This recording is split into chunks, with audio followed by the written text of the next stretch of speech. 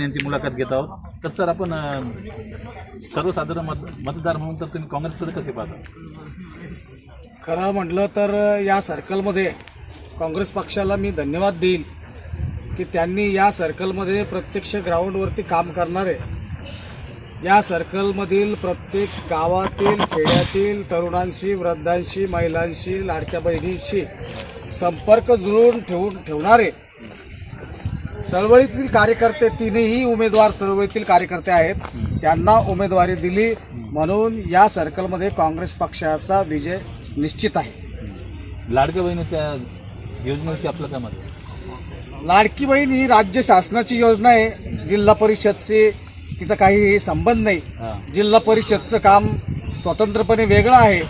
आता जगदीश भाऊनं सांगितलं, गायगोठे असतील, तुमचे रस्त्याचे प्रश्न असतील, शेतरस्त्याचे प्रश्न असतील, सिंचन विहिरीचे प्रश्न असतील, जिल्हा परिषद एक स्वतंत्र व्यवस्था आहे आणि तिथं आपल्या गाव खेड्यातील ज्याची नाळ खेडे गावाशी जुळलेली आहे, या सर्कलशी जुळलेली आहे, असेच उमेदवार तिथं आपल्याला पाहिजेत. म्हणून या सर्कलमधील सर्व जनता, सगळ्या लाडक्या बहिणी, विशेष म्हणजे आमचे जगदीश भाऊ असतील, अशोक भाऊ असतील, हे फक्त लाडक्या बहिणीचेच नाही तर लाडक्या भावांचे, वृद्धांचे, महिलांचे, हे सगळे उमेदवार लाडके.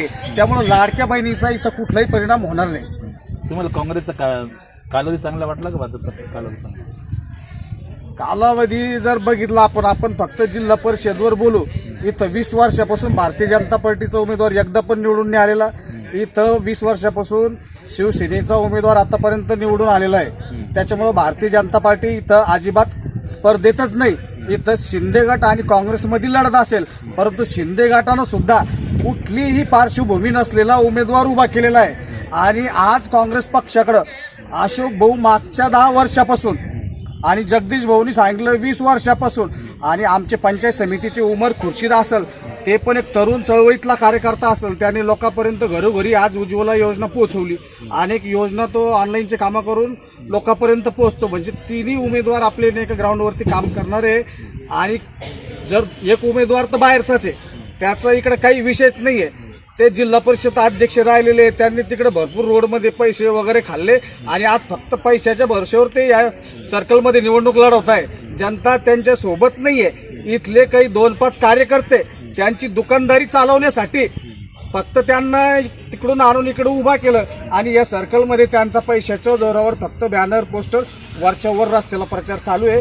जनता हे ग्राउंडवरती काम करणाऱ्या कार्यकर्त्यासोबत आहे आणि जनता 100% आता आम्ही 10 वर्षापासून बघतोय, या उमेदवाराला एकतर्फी प्रचंड बहुमताने निवडून देणार आहे. कारण की आज दलित, मुस्लिम, मराठा, सर्वसामान्य जनता या उमेदवारांना भरभरून आशीर्वाद देत आहे.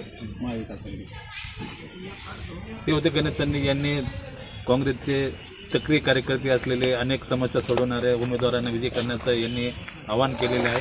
तर पाहूया आपण 5 तारखेला आणि 7 तारखेला काय निकाल लागतो.